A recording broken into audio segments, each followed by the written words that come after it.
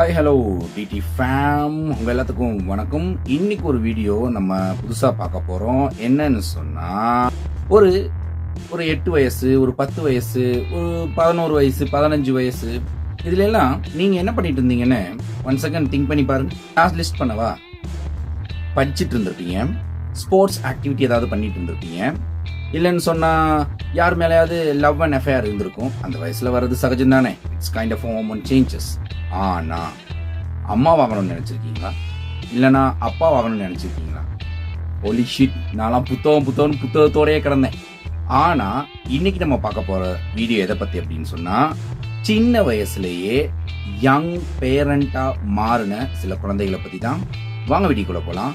This is decoding தமிழன், நம்மொழியில் நமக்காக.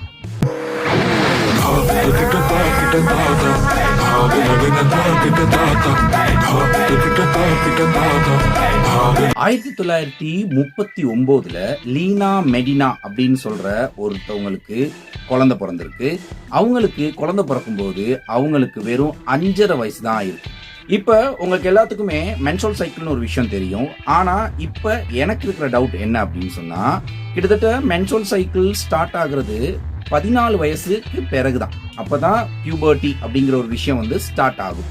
அதுக்கப்புறம் தான் ஒவியூம்ஸ் ஒவேரியில இருந்து ரிலீஸ் ஆகி அதுக்கப்புறம் இன்டர்கோர்ஸ் சம்திங் ஏதாவது நடக்குமா இருந்தா அவங்க பிரெக்னென்ட் ஆகுறது சாத்தியம். ஆனா எப்படி 5.5 வயசுல இது நடந்திருக்கும்னு தெரியல. ஸோ என்னுடைய கெஸிங் என்ன அப்படின்னா, இப்ப நம்ம உடம்பு சம்டைம்ஸ் சயின்டிபிக்கலி மெல் ஃபங்க்ஷன் ஏதாவது நடக்கிறதுக்கு கூட வாய்ப்பு இருக்கு. இப்ப உதாரணத்துக்கு ஏதாவது மெடிசின்ஸ் கன்சியூம் பண்ணும்போது கூட சின்ன வயசுலயே அவங்க ஃபுட் கல்ச்சர்ஸ் எல்லாம் மாறுறது மூலியமாகவும் சின்ன வயசுலயே அவங்க ஏஜ் அட்டன் பண்றதுக்கான நிறைய வாய்ப்புகள் இருக்குது. பட் இங்க 5.5 வயசு ஆகும் போதே முதல் குழந்தையை பெற்றெடுத்தது அப்படின்னு சொல்லும்போது சஸ்பீஷியஸா தான் இருக்குது. ஆரம்பத்துல அவங்க வயிறு சும்மா வீங்கிட்டு இருக்கும்போது வீட்டுல ஏதோ மெடிக்கல் பிரச்சனை அப்படின்னு சொல்லிட்டு கொஞ்சம் கண்டுக்காம விட்டுட்டாங்க. அதுக்கப்புறம் செக் பண்ணி பார்க்கும்போது தான் அவங்க 7 மாசம் பிரெக்னெண்டா இருந்திருக்காங்க. ஒரு குழந்தைக்குள் குழந்தை. அப்புறம் நல்லபடியா டெலிவரியும் நடந்தது. அந்த டெலிவரி யோசிச்சு பாருங்க, அது எவ்வளவு பயங்கரமா நடந்திருக்கும் அப்படின்னு சொல்லி. அதுக்கப்புறம் இவங்க செக் பண்ணி பார்க்கும்போது ஒருவேளை இவங்க அப்பா தான் அதுக்கு காரணமா இருக்குமோன்னு அவங்க மேல போலீஸ் புகார் கொடுக்கப்பட்டு அவர் அரெஸ்ட் செய்யப்பட்டாரு. அதுக்கப்புறமா இதுக்கான எந்த ஆதாரமும் இல்லாதனால அவங்கள ரிலீஸ் பண்ணிட்டாங்க. ஆனா அவங்களுக்கு பிறந்தது ஒரு ஆண் குழந்தையா இருந்தனால அவங்க டாக்டர்ட பேரையே வச்சாங்க. நீங்க எல்லாருமே இப்ப ஒரு அறிவார்ந்த ஒரு கேள்வி கேட்கலாம், டிஎன்ஏ டெஸ்ட் எடுத்திருந்தா தெரிஞ்சிருக்குமே அப்படின்னு சொல்லி. 1953 தான் வாட்சன் அண்ட் கிரிக் இவங்க 2 பேரும் சேர்ந்து டிஎன்ஏ ஸ்ட்ரக்சரே கண்டுபிடிச்சாங்க. அதுக்கப்புறம் அந்த ஸ்ட்ரக்சர் கண்டுபிடிச்சதுக்கு அப்புறம் தான் டெக்னாலஜியே டெவலப் ஆனிச்சு. Number 2, Sean Stewart. இவரு ஒரு குழந்தைக்கு அப்பாவாகும்போது இவருக்கு வயசு வெறும் 12 தான் ஆயிருக்கு. டேய், நான் 12 வயசுல 7th ஸ்டாண்டர்ட் படிச்சுட்டு இருந்தேன்டா. சாருக்கு சண்டை போட்டு இருந்தேன் அந்த டைம்ல. இவரு வல்லவன் படத்துல வர்ற சிம்பு மாதிரி தன்னோட 3 வயசு பெரிய எம்மா வெப்ஸ்டர் அப்படின்னு சொல்றவங்க 15 வயசான அந்த பொண்ணை லவ் பண்ணிருக்காரு. அவங்க 2 பேத்துக்கும் ஒரு குழந்தை பிறக்குது. இப்ப நடந்து போச்சு. எனக்கு தெரியல என்னடா அது நடக்குது. நடந்து போச்சுன்னு சொல்லி இப்ப இவங்க 2 பேத்துக்குமே கல்யாணம் பண்ணி வச்சிருந்திருக்காங்க. கொஞ்சம் வருஷத்துக்கு அப்புறம் குழந்தை வளர்க்க முடியாதனால வெப்ஸ்டர் என்ன செய்யறாங்கன்னா வேற ஒரு கல்யாணம் பண்ணிக்கிறாங்க. சோ லவ் பிரேக்கப் ஆன 12 இயர்ஸ் ஓல்டான நம்ம தம்பி என்ன பண்றாருன்னா, லவ் பிரேக்கப் தாங்க முடியாம நிறைய தேவையில்லாத வேலைகள்ல ஈடுபட்டு அதுல இருந்து வெளிவர முடியாம நிறைய முறை ஜெயிலுக்கு போயிட்டு தன்னுடைய வாழ்க்கையை ரொம்ப மோசமா மாத்திக்கிட்டாரு. 12 வயசுல படிக்கிறத விட்டுட்டு உனக்கெல்லாம் புல்ல கேக்குது. 3வது இடத்துல இருக்குது யாருன்னா டியா டேவிஸ். இவங்களுக்கு பின்னாடி ஒரு பெரிய பேக் ஸ்டோரி இருக்கு.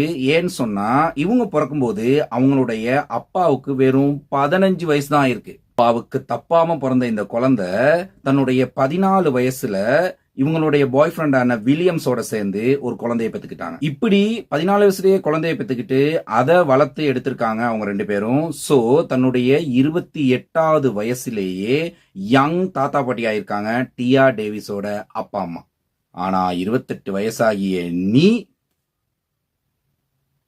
இன்னும் சும்மா சுத்திக்கிட்டு இருக்க. இதை நினைச்சு நான் அழுகுறதா சிரிக்கிறதானே தெரியல. சிரிக்கிற நீ வெக்கமால. அடுத்தது 4th பிளேஸ்ல இருக்கிறவங்க ஏப்ரல் வெப்ஸ்டர். இவங்க தன்னுடைய முதல் குழந்தையை பெற்றெடுக்கும் போது இவங்களுக்கு வெறும் வயசு 13 தான் ஆயிருக்கு. சரி, நடந்து போச்சு. இதுல என்னடா நடந்தது நடந்து போச்சு, நடந்தது நடந்துட்டு போச்சு, நடக்காது. Calm down. இவங்க தன்னுடைய 13வது வயசுல நேத்தன் அப்படின்னு சொல்ற ஒருத்தரோட சேர்ந்து தனக்கு ஒரு குழந்தைய பெத்தெடுத்துக்கிறாங்க. இந்த ஒரு விஷயத்தினால அவங்க 2 பேத்தையும் அவங்க அம்மா அப்பா ஒண்ணா சேர்த்து வைக்கிறாங்க. எனிவேஸ் அப்படி இருந்தாலுமே கூட 8ஆம் வகுப்பு படிச்சிட்டு இருந்த வெப்ஸ்டருக்கு தன்னுடைய குழந்தையை வளர்த்து அதை அவங்கள பராமரிக்கிறதுக்கான அந்த வயசும் அது மட்டும் இல்லாம டைமும் இல்லாத காரணத்தினால வீக் எண்ட்ல மட்டும் வெப்ஸ்டர்ட்ட குழந்தை இருக்கும், வீக் டேஸ்ல நேத்தன் கிட்ட குழந்தை இருக்கிற மாதிரி ஒரு விஷயத்த செஞ்சுக்கிட்டாங்க. நான்லாம் 8th ஸ்டாண்டர்ட் படிக்கும்போது சமய புக்குளுக்க மயில் ரெக்கையை வச்சுட்டு பென்சில் சீவி போட்டு அது சாப்பிட்டுட்டு குட்டி போடுதான்னு பார்த்துட்டு இருந்தேன். ஷேம். அடுத்தது 5th பிளேஸ்ல இருக்கிறவங்க தான் ட்ரெஸா.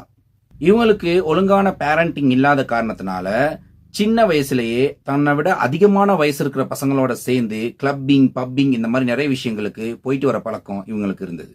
அதனால அனாவசியமா நிறைய ட்ரக்ஸுக்கு அடிமையாகினாங்க. அந்த காரணத்தினால இவங்களை நிறைய பேர் யூஸ் பண்ணிக்க ஆரம்பிச்சாங்க. ஸோ தன்னுடைய 11வது வயசுலயே இவங்க பிரெக்னென்ட் ஆகுறாங்க. அந்த டைம்ல அவங்களுக்கு டெலிவரி ஆகி ஒரு குழந்தையும் பிறக்குது. ஸோ இந்த குழந்தையை தங்களால வளர்க்க முடியாத ஒரு காரணத்தினால இதை இன்னொருத்தவங்களுக்கு தத்து கொடுக்குறாங்க. அடுத்தது தன்னுடைய எல்லா வகையான அடிக்ஷன்ல இருந்தும் வெளியே வந்த ட்ரெஸா அவங்க இன்னொரு கல்யாணம் பண்ணிக்கிறாங்க. ஆனா கல்யாணம் பண்ணியும் பல வருஷங்களா அவங்களுக்கு குழந்தையே கிடையாது. இதனால ஒரு இன்டர்வியூல அவங்க சொல்லியிருக்காங்க என்னன்னா, நான் ஏற்கனவே செஞ்ச பாவங்கள்னாலதான் நான் இப்ப அனுபவிச்சுக்கிட்டு இருக்கேன் அப்படின்னு சொன்னாங்க. அதுக்கப்புறம் கொஞ்ச நாள்லயே அவங்க பிரெக்னென்ட் ஆகி அவங்களுக்கு ஒரு குழந்தையும் பிறக்குது. அப்ப அவங்க சொல்றாங்க என்னன்னா, இது வரைக்கும் நான் ஒரு பேட் பேரண்டிங்ல ஒரு குழந்தைக்கு அம்மாவாக முடியாத தகுதியில இருந்தேன். ஆனா இனிமே இந்த குழந்தைக்கு ஒரு நல்ல பேரண்ட், ஒரு தாயா இருப்பேன் அப்படின்னு சொல்லி அவங்க உறுதியளிச்சிருக்காங்க. ஸோ காய்ஸ், வீடியோல எண்டுக்கு வந்துட்டோம். நான் இன்னொரு விஷயத்தையும் சொல்லிக்க விரும்புறேன். பேரண்டிங் சரியா இருந்தா குழந்தைங்க கரெக்டா வளருவாங்க. ஏன்னா அவங்களுடைய குறிப்பிட்ட ஏஜ் வரைக்குமே பேரண்டிங் ரொம்ப ரொம்ப ரொம்ப முக்கியம். பேரண்டிங் ஒழுங்கா இல்ல, அவங்கள கண்டிக்க வேண்டிய இடத்துல கண்டிக்கல, அவங்களுக்கு புத்திமதி சொல்ல வேண்டிய இடத்துல புத்திமதி சொல்லல, அவங்களுக்கு ஓவரா சலுகைகள் வழங்குறீங்கன்னு சொன்னா நீங்க தப்பான பேரண்டிங் மெத்தட்டை கையாண்டுகிட்டு இருக்கீங்க அப்படிங்கிறத மைண்ட்ல வச்சுக்கோங்க. எனக்கு தெரியவே நிறைய பேர் இருக்காங்க ஒரு பேட் பேரண்டிங்க பண்ணிட்டு இப்ப முழிச்சிட்டு இருக்காங்க.